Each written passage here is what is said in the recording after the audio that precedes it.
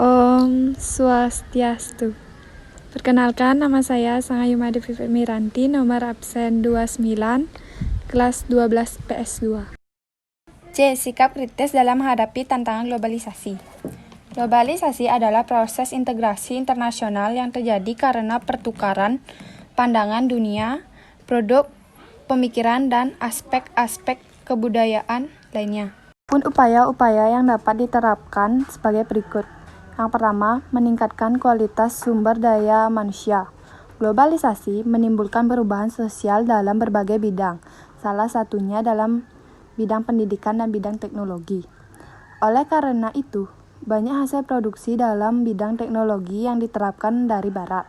Dalam perkembangannya, beberapa negara di Asia seperti Jepang dan Tiongkok memiliki kekuatan usaha dalam bidang teknologi yang cukup maju dan luas. Akan tetapi, pemerataan kemajuan teknologi dan ekonomi belum dapat dirasakan oleh semua negara. Manusia merupakan aset terbesar yang dimiliki suatu negara. Tanpa kualitas sumber daya manusia yang baik, negara tidak dapat berkembang ke arah yang baik pula. Adapun beberapa upaya peningkatan sumber daya manusia sebagai berikut. Yang A. Membangun akses dan pemerataan pendidikan di wilayah. Yang B. Meningkatkan kuantitas dan kualitas tenaga pendidikan dan kependidikan. Yang C. Meningkatkan mutu wajib belajar 12 tahun. Yang D. Memperluas akses pelayanan kesehatan masyarakat. Yang kedua, berpegang teguh pada norma-norma sosial.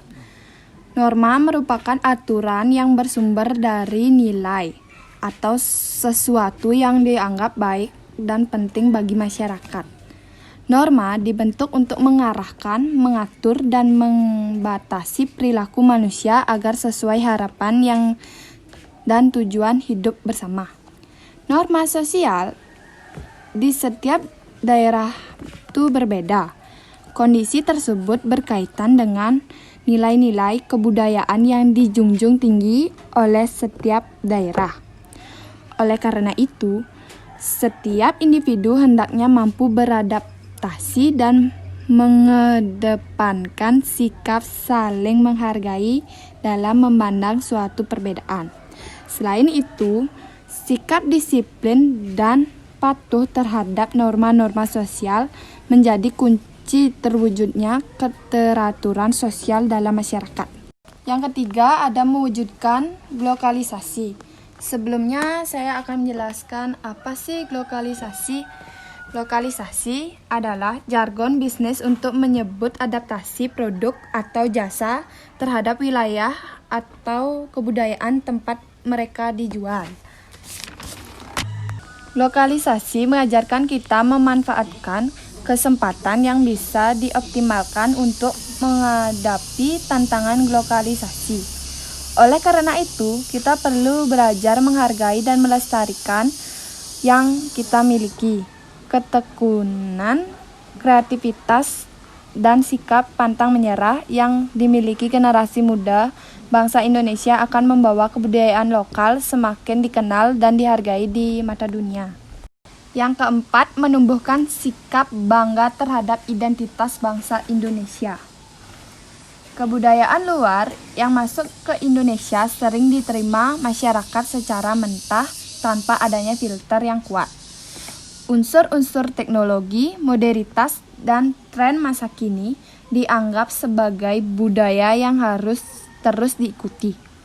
Ketakutan masyarakat mendapat sebutan ketinggalan zaman menunjukkan bahwa masyarakat kini cenderung berkiblat pada satu warna kebudayaan. Masyarakat yang tidak mengikuti perkembangan zaman akan dianggap deso ataupun kurang pergaulan, yaitu kuper. Dibutuhkan sikap kritis untuk dapat menghadapi permasalahan sosial di tengah pengaruh globalisasi. Sumber daya manusia yang berkualitas saja tidak cukup. Kita juga perlu berpegang teguh pada norma-norma sosial. mewujudkan lokalisasi, dan menumbuhkan sikap bangga terhadap tanah air. Yang kelima, ada gerakan kembali ke alam atau back to nature. Manusia seharusnya menganggap alam sebagai bagian dari dirinya.